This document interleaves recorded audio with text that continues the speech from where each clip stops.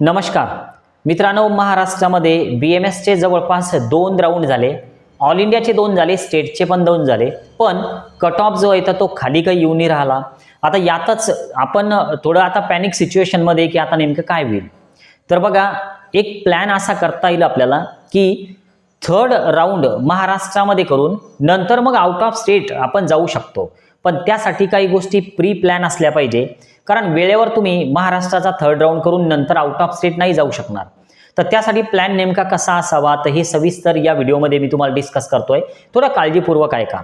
बघा, आपल्याला काय करायचं तर आता समजा महाराष्ट्राचा हा नेमका 2रा राऊंड झाला BMS BHMSचा.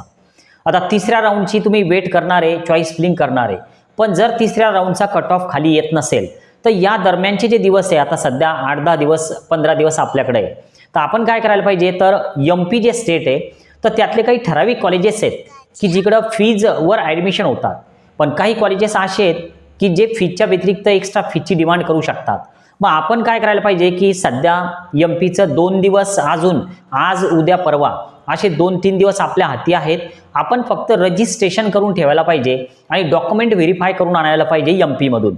आणि नंतर मग MPच्या चॉईस फिलिंग आपण थांबवायला पाहिजे.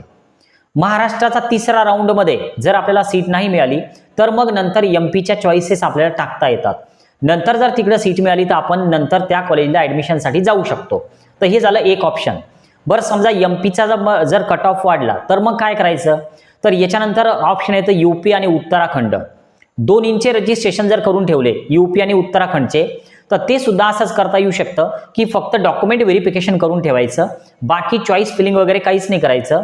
महाराष्ट्राच्या 3ऱ्या राऊंडची वाट बघायची आणि जर महाराष्ट्राच्या 3रा राऊंडचा कट ऑफ आपल्या मार्क्सपर्यंत नाही आला तर मग UP किंवा उत्तराखंडचे चॉईस टाकायचे.